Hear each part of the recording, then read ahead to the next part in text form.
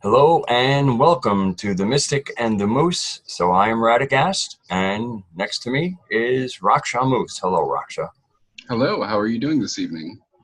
I'm doing well. I'm in a good place and ready to kind of begin our conversation, which we have decided is talking communication. Yes, Last time was talking community. Now we're going to talk communication. yes. And I think both you and I agreed that communication is kind of a subset of community, and not especially since they have the same kind of prefix root. It at least is a requirement for healthy community. And we find day by day the lack of healthy communication can lead to an unhealthy community. Right. Well, it was interesting because you did an incredible live stream last night, what I call really powerful medicine. And I remember in the after show, us talking a little bit about where we might, go from here, like, and almost like, um, and then for me, it asked a question: the purpose of community. And so, trying to really get, being very earth-based the way I am, I'm always saying, okay, we need to pull it into, can rub our elbows together. But overnight, I had some time to dig deeper, to go a little dive on that one a little bit.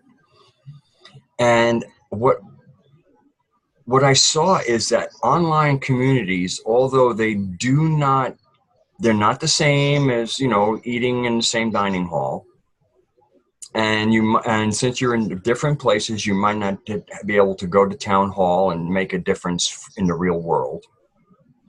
But one of the things that we can do in an online community is work on skills like communication, Yes.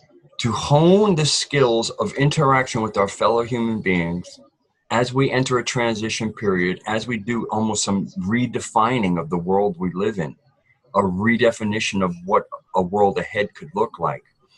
And so the online community becomes a technological community that we can practice how to communicate, how to innocently hurt other people's feelings, and then deal with the aftermath of this.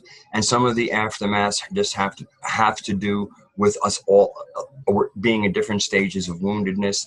So to me, there's a way to develop communication skills and also grow into the more functioning adults, because we're all adults, or that are ready to then have skills they developed online in an online community, that you might say, what can be the impact? Well, the impact would be on you and who you now become in a real life community, because of the skills that you've been able to develop with people that have the similar ramifications. Words are spoken, words are reacted to, all that interplay, all that stuff about being human. And so I really saw a real purpose and a strategy, and just like, wow, that's actually great, of how to take something that almost makes no sense, an online community, until you start looking at things like communication, and you're going, wow, these can actually be in many ways community preparation seminars, because without the communication skills, without the coping skills, and also like coming up to like some emotional maturity befitting an adult. Yes.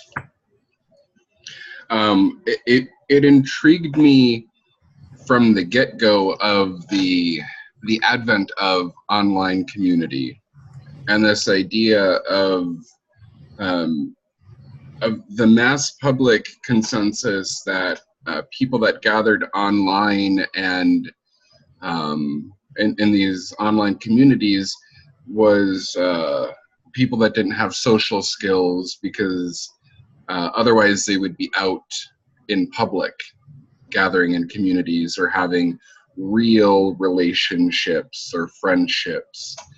Um, but what I saw was something very different, was that it took more work to develop real connection and real conversation, real communication, and a real rapport with people that you're not able to really interface with, to physically touch, to be in the same space.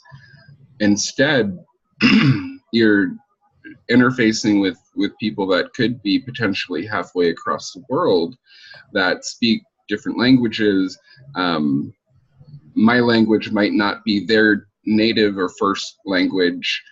And so the challenges that the online or internet community kind of throws up there is a really good testing ground to develop these skills that have real world practical application and real world practical consequences, either positive or negative. Mm-hmm. And I was so glad to get that, because last night when you had kind of posed that question, you know, I was just like, yes, you know, it was almost like, because I didn't come up right away with an answer, but even though I couldn't come up with an answer, I had that inner knowing that there's an answer, but you're gonna have to wait, dig, whatever. It's not going to be part of this conversation. And sure enough, because it was almost just like, yeah, is this like, you know, an act of futility, you know? And when I kind of got the real import, I mean, the real world, like, this produces fruit. There is a fruit harvest, a wholesome harvest that can be had from online community, and it has to do with the skills of being a human. And we develop those skills by finding, you know, what can't we do yet? Because we're capable of amazing things, and the world, not the realm of Earth, but the world it has, you know, been a constructed fuckery for a few thousand years. And so so the whole thing is, if we're going to be empowered, that means that we unfuck ourselves. Yes, very much so. And so online community, and also, again, look, I mean, this isn't about texting either. This is, you know, the real meat of it are these face-to-face. I can hear your tone of voice. I can see your eyes. I can watch your face react to something I can say. That's how humans communicate. 80% of communication is visual, and you know, the other things that go with it. Only 20% is based on words. So when we think about some places like forums that are all text-based, we realize that's only 20% of what was probably intended to get into that text got in there. And if we think about it, how many petty disputes and arguments happen because the context is lost via text? Right. Yes. And also the rep part, you know, like the kind of back and forth where somebody might say something and you don't get it out fast enough to follow it, where it's actually a reply, and then you have a couple of other comments in there, and then your reply kind of sits there disconnected from the context also. So there's, you know, all these unnatural things that can't happen so much in a real conversation. You might talk over each other, but then everybody's aware there's been a quick clusterfuck. And you kind of will then try to parse things out. Where in a chat, it just is what it is. Yes, and I look at it too. Whenever I know that there's something serious to be said, I prefer to have some kind of video call where I can have a face-to-face, where I can, again, those visual clues, the tone of the voice can be heard. That way, if I have something hard to say, the other person can see my face, can hear the tone of my voice. So even though a hard thing may have to be said, they can hear, hopefully, that it might be a spank, but it's not a whooping, mm-hmm. you know, or it might just be a minor alteration or tweak, and it's not a spank. Mm-hmm. Where if it's just left to text, the mind can run wild. The imagination can take it to all the worst fears, and all the issues come out. So communication is vital, and hammering out the broader aspects is important, and then we work on the fine tuning of it. So hopefully through this conversation, we'll explore quite a few things that will at least bring some critical thinking. Yes. I also feel texting brings out the troll in people. Yeah. I mean, Yes. you notice in, like, we could be sitting around, 10, 11 people. In real life, people tend not to troll each other. But in text, there, and then also the other thing about text is, anybody with a YouTube account can come in and jump in to a text and just troll you that way. And then, of course, the whole AI thing. And AI can text, but can it get on a video call with you? Mm-hmm. Not yet, at least. Right. That we're aware of. Well, practicing our human skills, to me, is also another way of, just in case they ever get real clever and make some really good-looking AI, that once you've explored humanity and what humanity is and how we roll, there's no way AI could sneak in, because it's going to use, again, a lot of conversation of fitting in. An AI can almost fit into that, where everybody's looking at each other for cues, because it can game the way you're going to react because you're not being authentic. Yes. Authenticity is a good point, I think, maybe to launch. The authenticity of communication is vital, because we can communicate, we can have dialogue, we can have discussion, but if we're not authentic in that communication, if we're not authentic, if we're not true to who we are, to who we represent as the core of our being, our core values, our foundation, then essentially what we're communicating is, as you eloquently put it, fuckery. Mm-hmm. And I think it's, I know, I believe, and I feel, and I make those distinctions between the four, that authentic communication is what we're talking about. Yeah. Developing authentic communication and how to break away from the text zombie apocalypse that's already happened, and the kind of the hit and run communication, Mm-hmm. that has become so formulaic.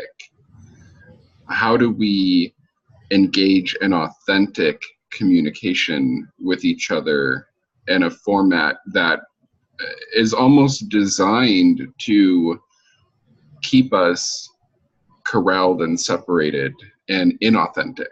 Mm-hmm. Yeah, well, authenticity takes a certain amount of courage.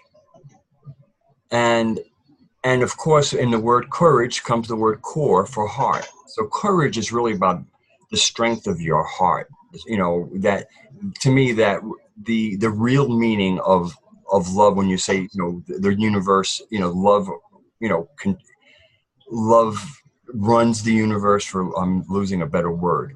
But when you that not the arrows, not the patting on the back, there's a really dynamic integrity, truth, love And so to me, when we tap into our courage, that's what we're tapping into. And when we have, and to be authentic takes some courage. But we need that courage to have courageous communities against, again, the outer world, the world that we're saying, ew, we've really had enough of this. It's going to take a little courage. It's not just going to go away. It's not as strong as it looks, but it's not just going to go away.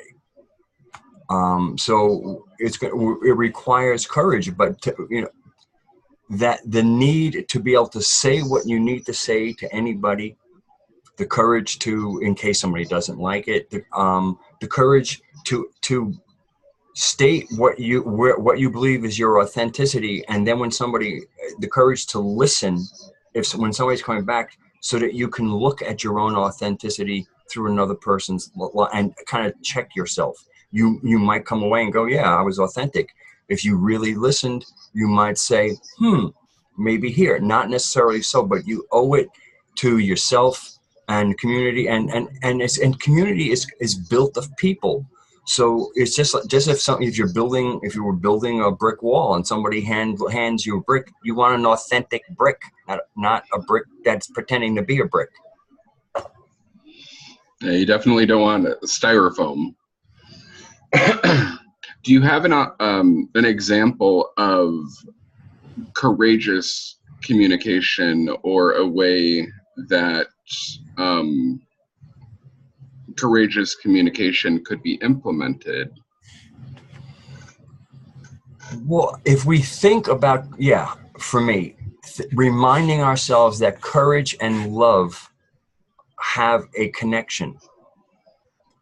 And I guess the other thing about authentic is that in community, the glue at the bottom of everything is that you're extending love. You're there. Your presence in trying to build something is an act of love in itself. And if you can't feel that love, you probably shouldn't be sitting at that campfire. If you're like, you just can't just give that blanket love. People might say things you don't like, but you say, that's, you understand them, because in that love, it's like, yes, everything has everybody has their quirks, but there's just that acceptance, because these quirks don't matter as much as the love that you can count on.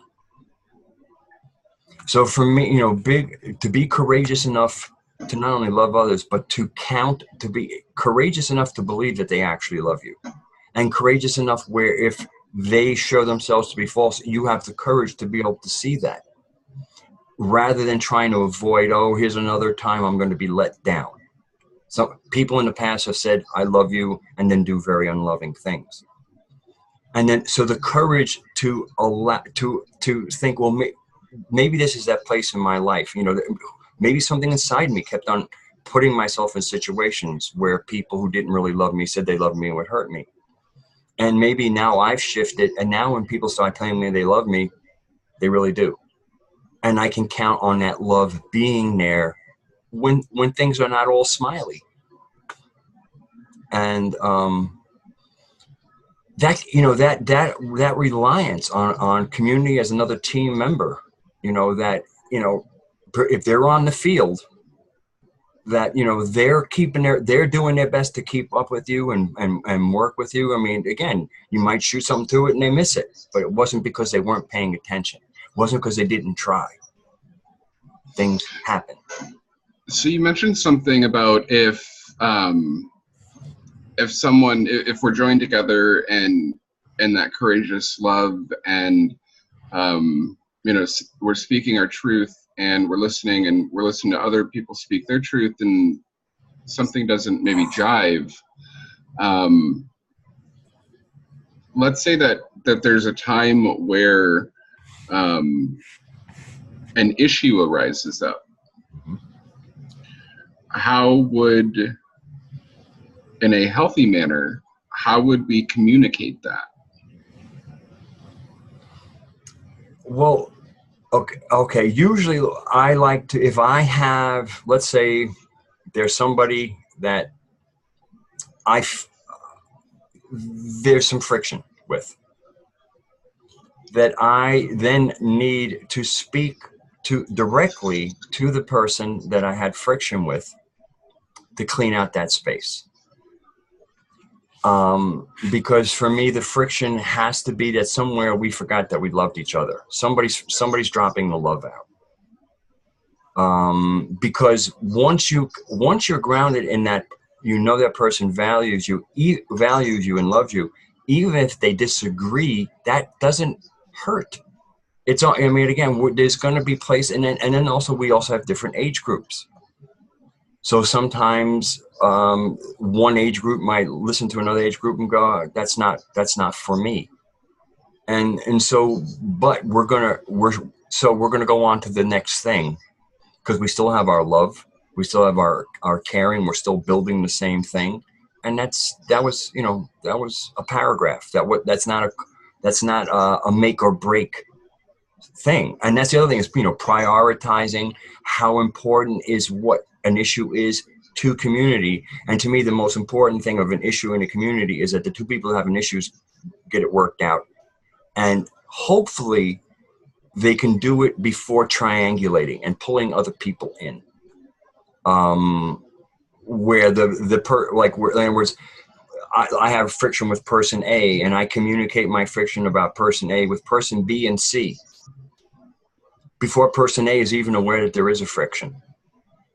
I consider that to not be healthy for community. Now, in certain, well, to me, that's lack of courage. As if, like, if you have an instance, if you have a disagreement with somebody, let's bring it, let's talk it out, because we both might learn something. Go ahead. In that, you had mentioned something earlier about people that had been hurt or wounded in the past, and I'd like to speak to something, to speak directly to that, as we're on this particular subject. I know that in some cases there are those that have been consistently hurt and betrayed by people over and over and over again, by those that have said, welcome, come in, this is a place of love, we'll take everyone. And when situations arise and a person tries to communicate said issue, they get kicked or hurt somehow. And eventually, or the eventuality is that they leave the community, or they leave the friendship or the group or the relationship. And they find themselves in another situation where, again, come in, welcome, this is a place of love, and rinse, repeat. And so you had mentioned earlier about that same exact kind of cycle. And so I kind of want to circle back to that, so we can circle right back into this, and about a healthy communication in a healthy community. Is exactly what you're speaking about, is that if a person has an issue with a person A, is the hope that the healthy way is that that person would be able to go to that person A to say, I have this issue, I would like to talk it out with you, to work it out, and let's go on that adventure together. And so it's not only the responsibility of the person that is having the issue or the question, but it's also the responsibility of person A to have an open heart and open ears to hear whatever the grievance is. Sometimes in that, though, person A might say, well, that's not my problem. You often say, I did not give offense. If you took offense, you took it, but I did not give it, or some variation of that. Right. And that's okay too. That's equally valid. But there has to be some kind of agreement that the fellowship between the two is not on the table during that discovery period of what the grievance is. Mm-hmm. That's part of healthy communication.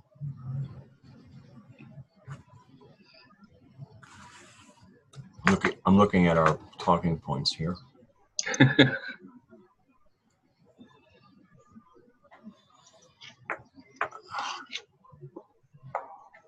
Trying to think where I really want to go with this.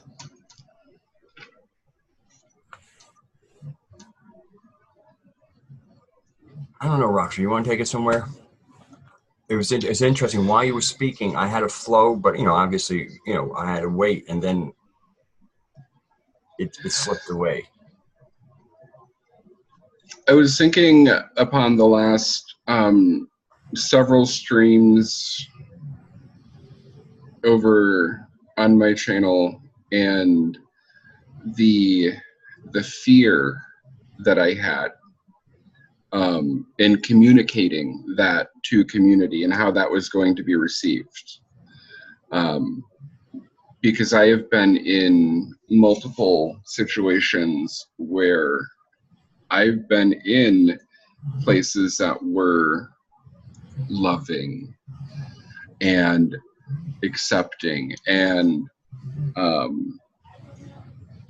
all the the accolades of those were great messages, and we love when you speak, and then you start to say the hard things. You start to call things to task. You start to shed light into the darker areas and hiss, So part of communication is the inner struggle, the inner battle with oneself, and setting oneself proper or straight in order to go forward and advance, to be able to communicate what needs to be said, even if it is, as I put it, it's not always going to be cupcakes and blowjobs. Mm-hmm. Sometimes hard things are going to need to be communicated. But in that, are we able to stay in that center of love? Are we able to stand our ground and the knowledge and the knowing of what needs to be communicated without a vindictiveness or an anger that is an unhealthy anger? Are we able to speak to the harder things or the harsh things without going on attack mode? Mm-hmm. And, gun for someone, call them out, and bring humiliation, or victimize them. Mm-hmm. And in that, if we're able to do that, if people walk away from it feeling victimized, again, it's kind of like if you take offense, that's on you because none was given. If you feel victimized by healthy communication, then it's part of that own self-maintenance, that self-hygiene, that self-evaluation of why did that engagement, why did that communication hit where it hit? Right. Why does it sting? That is one of the first things I do when anything feels uncomfortable with me. I want to know why. Mm-hmm. I have to know what is in me that is reacting to that. And yes, sometimes that first answer is the only answer, but sometimes I'll get, oh, it's because of this. And then I go, well, where did that come from? Like what put that mechanism together? And then looking underneath there and then finding some place, and then bringing logic to, in other words, okay, this is this thing I have here. Is there, does it sit logically? We know we feel it, but is there a logic to the feeling? Because legitimate feelings have an actual logic to them. I mean, as far as like in health, you can, with from I guess just from where you do self-describe as along your path. And to me the two is kind of, you have infants, you have children, you have teenagers, you have young adults, you have people who've been adults for a while, and then you start getting into the gray beards and gray hairs and stuff. And to me, along that path, you should kind of have something of your own bar of what you think you should probably be at, and especially around our emotional performance, because that is really our emotional age is really where we function, especially if we're stuck at something that happened at a certain age. Well, whenever that part gets triggered, we function from that. And so if you're functioning as an 11-year-old in a 30-year-old body, you're really doing yourself a disservice. And again, I think walking the healing journey can have its uncomfortable moments. It can have its ripping the bandage off moments. But if once you do it, that moment becomes quite forgettable. Yes. Going into it might might be enough to, create hyperventilation. But the actual doing of it, especially after it's done, it's like, oh, can't believe how much I stressed myself out over a second or two of discomfort. And that rings very true. Going back to the example of the panic attacks that I was having going into the last several streams. Mm-hmm. And walking through the healing, and it has been very healing for me, knowing that I had offerings for the community and to communicate the things that I communicated, and that it was going to be okay, regardless of how other people took it, because I knew where I was. I knew that I was standing in love, and that where I was coming from, and that people were going to do with it what they were going to. And the end result was surprising to me, just by the sheer volume of the goodness that has come out of it. But the furthering of the discussion and communication, and that now other people are questioning that same well, where do I need to look within, what do I need to do so I'm not so easily bent out of shape when I hear someone else sharing their heart or their truth.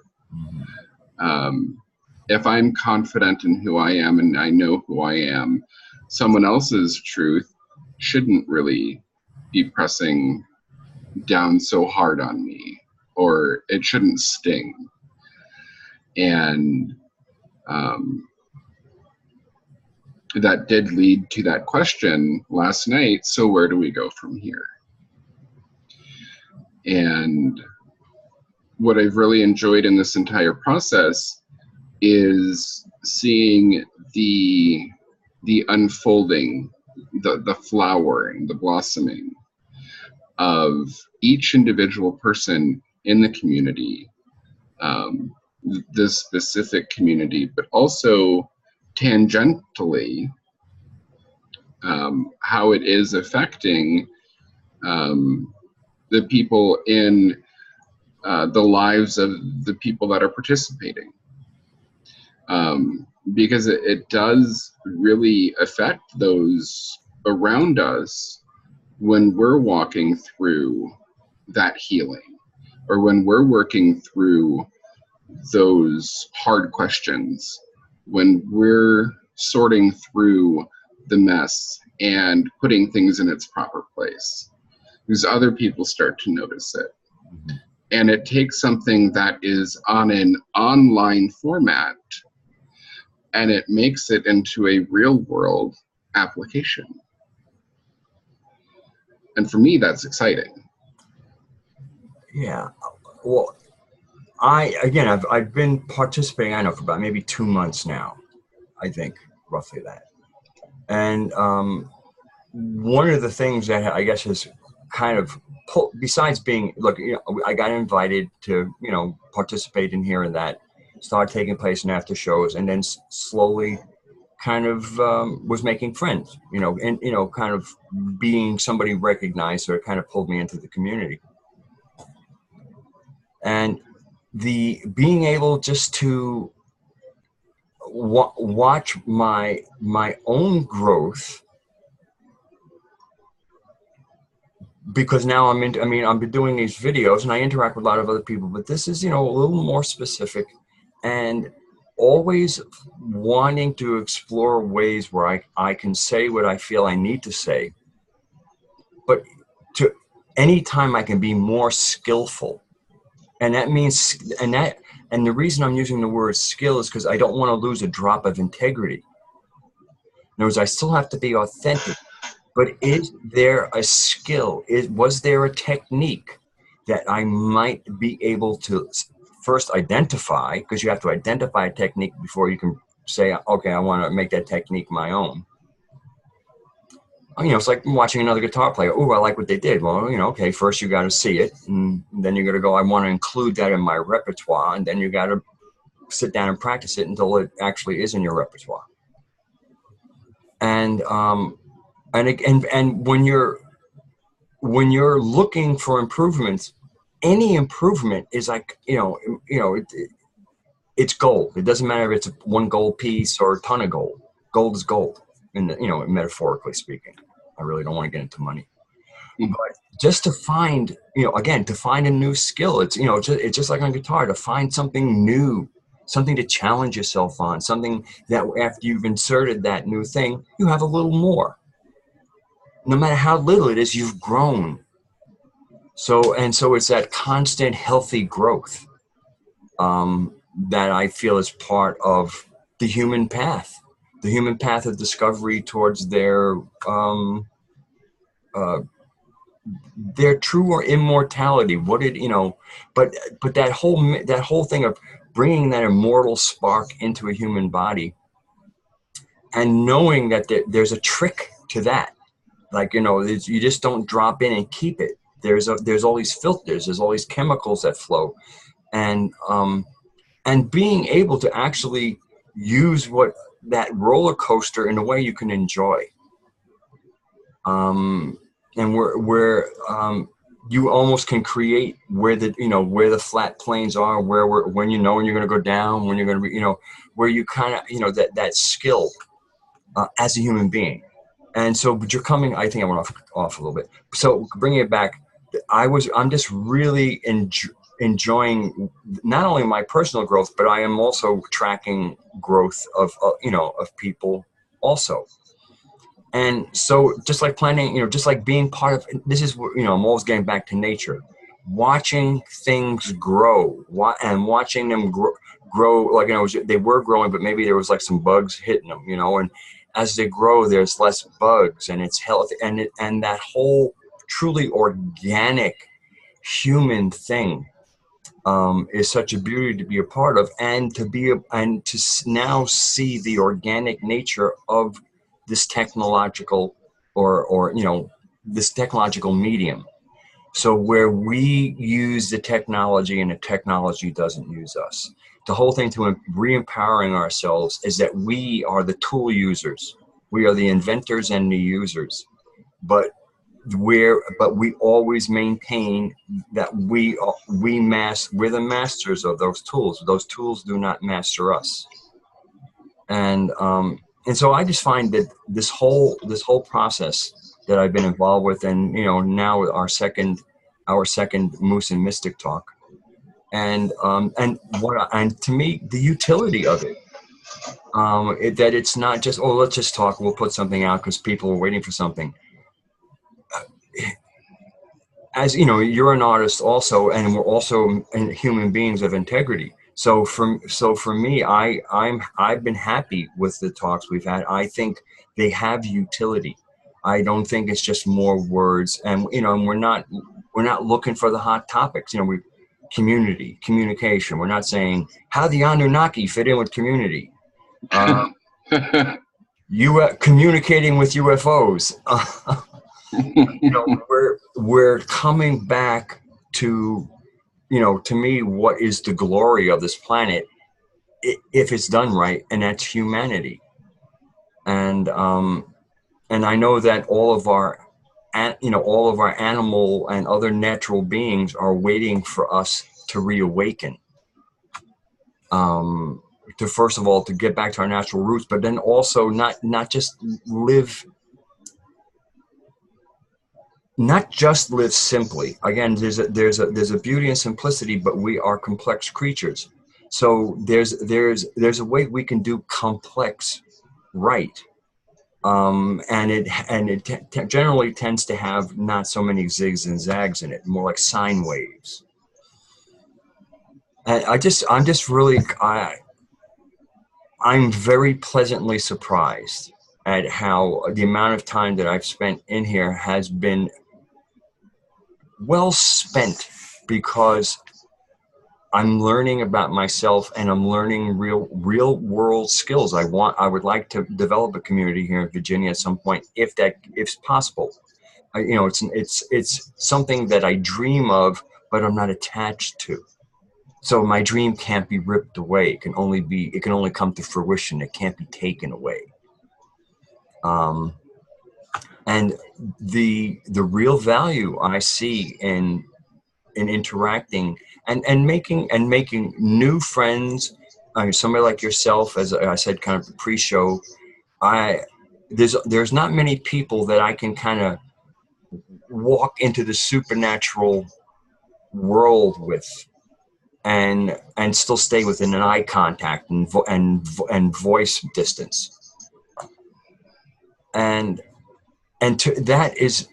that's actually going to tie into what the word, when you were talking about people who constantly kind of maybe walk into non-loving situations, and how I thought how a lot of that seeking love has to do with that emptiness within ourselves. Yes. And I think, and for me, that self-love is actually my connection with my concept, or what I experience the divine as. My divine being loves me, loves humanity, is this planet, created this planet. This is all about us. That if I err, it's not like I don't feel like, ooh, here comes a spanking. I feel like, oh, come on, we can do it. I feel encouragement. I feel love. I feel like, not that way, this way. Now, oh, you're wrong. Here's some, thunderbolts for you. No, it's like you hear almost like, no, not that way, this way. Mm-hmm. You feel like you got your divinity is cheering you on. And so this sense, so in many ways, my own self-love comes from the love of God for me, and so therefore I'm not looking for love from other people. I'm ready to experience it. I'm ready to, do beautiful things. I'm ready to do that love dance. but I'm not looking for a love dance partner. I'm not incomplete without Right. love. I'm complete already, and I'm completely loved. And so that often can create what I would call some lowering the discernment that we would cast on other people, because the promise of love is seductive enough because we're hungry for it. So it's a promise of a love meal. Yes. And that hunger is, to me, is part of what I consider to be the spiritual void of modern society. I believe that's what throws so many people into seeking online communities, is because the lack of feeling or getting the need, whatever the need is, met in the physical, tangible space that they dwell in, wherever they are, in their physical, practical community. Whether it's love, we'll just stick with that example. And I see it time and time again when that expectation, and sometimes morphing into a demand, is not met, because it really cannot be fulfilled or met by other people. Right. It really can only come from within, in the sense that if we can't figure out how to love ourselves first, the concept of how other people, or how we receive love from other people, isn't going to be healthy. Is going to be twisted. How we communicate love, or how others communicate love with us. And inevitably, if we are constantly in search of love from another source, another person, or a community, someone is going to let us down. And the anger and the resentment and the hurt and all of the wounds, which in most cases are just a flesh wound, those add up, and then we carry those into the next place, and inevitably someone will let us down, and we carry that into the next place, until we end up becoming that person that enters the space and everybody turns around and goes, whoa, that's some negative mojo right there. I don't even want to deal with that person. I don't want to be around that person. And the rejection that we don't want is immediate.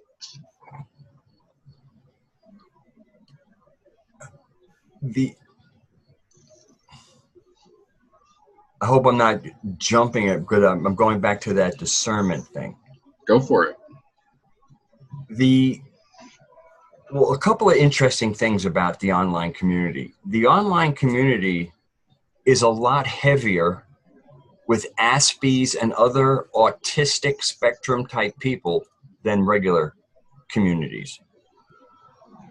And part of that has to do with, there's less of that peer pressure online than there is in a group of people sitting around at a party. So there's a certain attraction to online by people who, because of their own unique wiring. I'm not speaking of autism as a disease or an affliction or anything. I'm talking about as a neurological way that you're in the world. And so it makes the online community interesting because these are we're bringing people together that are finding it difficult to mix. And there does seem to be more, almost too, I mean, there's more emphasis, almost to too much emphasis to me on individuality, the right of the individual. So like, as they say, as it says at the Temple of Adelphi, nothing in excess, nothing in excess. So, and that's, so what we get to is, so along with these other people's, the other thing I was getting to was magic and why discernment is possible. Because on a show the other night, there was somebody speaking, and I'm not sure, I think I might know, but I don't want to get anything wrong. It was on Nox Mente with Jerry Cthulhu. And this person was speaking about how they're now renegotiating their kind of energetic contracts. And this is somebody who in the past year, if not less, has had a profound awakening. And I remember my own profound awakening. I remember what the first couple of weeks were like, the first couple of months, the years after that, when that veil kind of comes down and you see everything, but you're seeing a lot of stuff for the first time. You're not even sure what you're seeing. And then as you spend more time with that veil down, you start to get the lay of the land.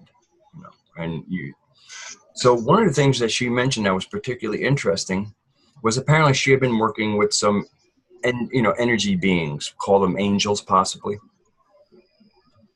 And she decided to kind of means test them.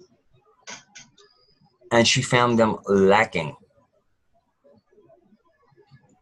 And so to me, with the same discernment, like in other words, whether you're interacting with somebody who says they love you, or you're now gotten adventurous and now you're going into that other part of the natural world known as the supernatural, which is as natural a part of our world as trees and rocks.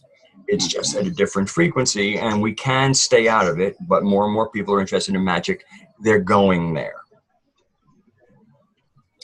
And going there in many ways like putting on a scuba suit and going into the water. You are in another environment, and it's just as natural as the land, but boy, is it different. Yep.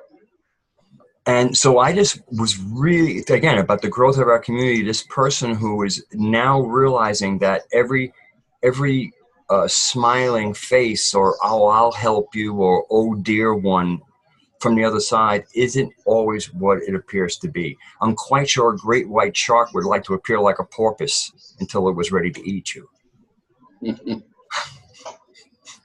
Yep. Great whites have an amazing smile. And they're just being sharks too. It's not like the great white, I'm not even using the great white as evil. It's just right. A shark gonna shark. Yep.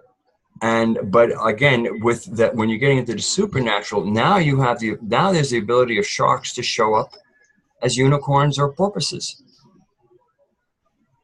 And it takes a certain dialogue and knowing who you are and what you're connected to find out what they're connected to.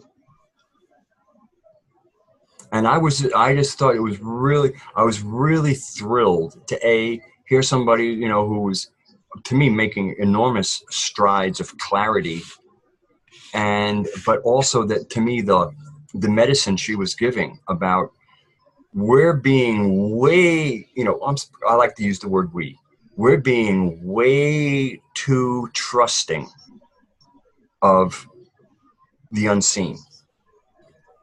And almost part of our coming into our power, because part of our power is to be transdimensional, multidimensional, is to be, again, get into your sovereignty, get in, know what love really feels like, so that when you go there, real love can't be faked.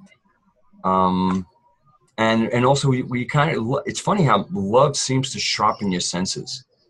Again, I'm not talking about this good. I'm talking about that empowering, like you look out and you see all those galaxies floating out in, in a Hubble photograph. whether it's superimposed, but even that as a scenario, you just see this, you see the beauty, the love, that love is all part of what you take in. And to me, it was like she was busting the angelic mafia, and I thought that was so cool. I love it. And that's probably what makes us a lot different than a lot of real life communities and what we get, because there is a supernatural participation by a lot of people in the community. And I know everybody's kind of encouraged to go it alone, but that's not how they did it in the old days. No. That magical tradition does not come from a go it alone type of tradition. Mm-mm.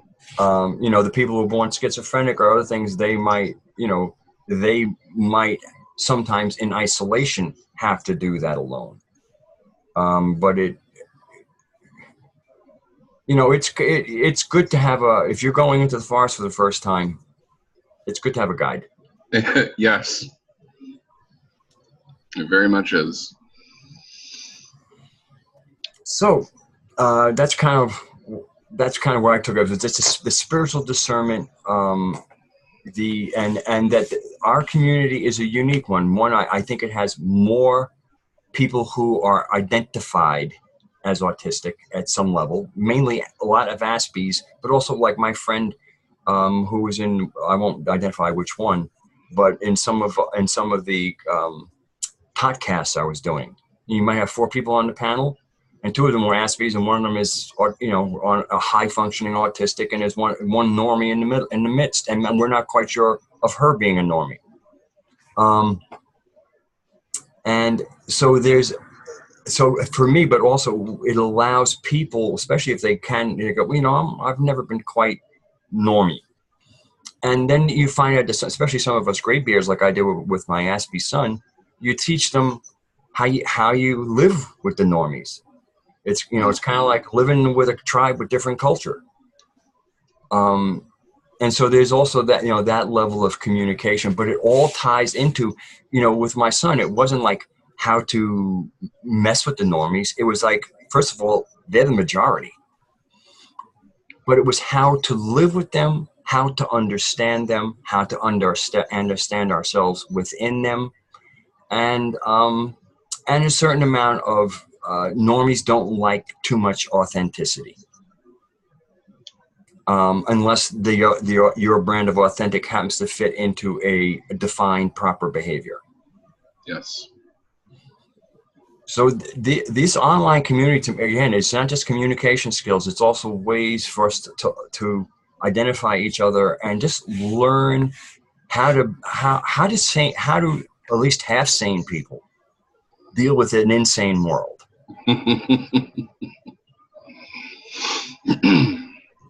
I see it as that very much so. I see it as kind of like the watering hole, gathering together and learning the tools and skills, communication being one of the most vital, and how to go back into the quote unquote real world and survive. Not just survive, but to thrive, to empower oneself and to set the best example one can possibly set at any given moment in one's evolution, in order to kind of be that shining light to those around them, that it doesn't have to be so dark and dreary, and as it seems that the world may be falling to shit all around, that there is hope, and there are people that are waking up to what is going on, and not just waking up, not just having conversations, not just bitching and moaning and complaining about how terrible this is and how wrong this may be, but having conversations and dialogue about what we can do to either solve some of the things that are solvable, or to help each other in whatever way we can with whatever skill sets that we as individuals have. And when joined together, those skill sets are amplified and multiplied. And I think that, you know, the obviously the theme of tonight's Mystic and Moose video is the skill of communication and the importance of that skill to community. And then I guess we brought some ideas around authenticity, courage, love as words to insert into concepts of community and communication. Because we could just, community, oh, we think of a group of people. Communication, we think about talking. This, you know, if communication doesn't automatically lift up words like courage, love, you know, community building, you know, like, you know, community hygiene. And so I think, you know, what we've tried to do is, you know, communication is a meditation in itself. Yes. And it's very empowering to communicate well with each other, to feel heard, and then to be able to come away from, the more we clean up our language and the way we deliver things, that means when we end those conversations, there's no hangovers. You know, there might be hopefully a nice buzz, but no hangover. And also that major portion of communication is nonverbal. Yes. And not even the facial movements and the body language, but listening and hearing. That's a vital part of communication and communicating, is hearing the other person or the other people. I guess if there was really one last thing that I would have to offer, is in communicating with other people, to make sure that we're actually hearing what other people are speaking, instead of listening just enough to have ready the next thing to pour out of our mouths. But actually engaging in the conversation at hand, and really trying to hear what the other person or persons have to offer, even if it doesn't fully align with what we believe our core is or where we're at, but just, if anything, to have a better understanding of where the other person is at. And it might just give us a little more compassion or love or patience. Yes. For the other individual or individuals. Well, you use that word core again. So whether you spell it CORE or COUR, which means heart in French, we're really bringing it that your core is your heart, that love that sustains life, and to tap into that fountain. Yes. And I guess I would like to communicate to my sisters that I get it. I do a lot of, you know, different things with Moose, and also with the people at The One Truth. And the one thing that, you know, especially, I mean, I'm a, so, you know, Sophia is my God, so to speak, you know, goddess, whatever you want to call it.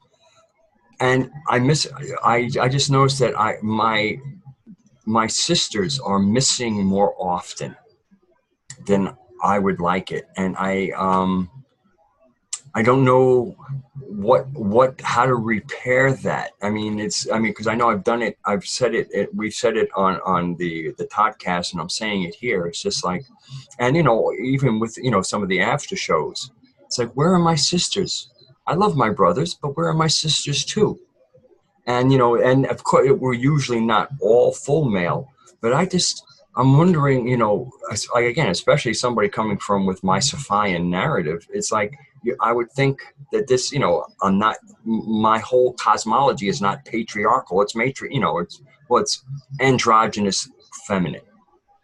And so it's almost like, where are my sisters? You know, I mean, to me, it's just like, we've gotten away. We're trying to, for me, the patriarchy doesn't exist. The patriarch still does, but you know, the patriarchy is something held up by males who buy into it, and I'm not one of them. But I mean, I need some of my sisters saying "fuck the patriarchy" and showing up. You know, it's just like, oh, all you guys sitting around. Well, then crash the party.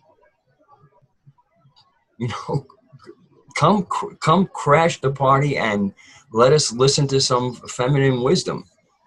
So that's, I mean, since we're picking communication, I wanted to put that as a communication. And a lot of things I'm doing, I'm noticing that they're male dominated. And it's not a setup. It's not us males having a patriarchal conspiracy to be a male only enclave. And so I'm just kind of like putting out a call. Hey, sisters, crash the party. I mean, again, it's not like you're not represented, but I feel often you're underrepresented, and only you can fix that. I mean, again, I'm declaring myself as about as feminine, friendly as I can, you know, while still maintaining my male gender, and especially my white male gender.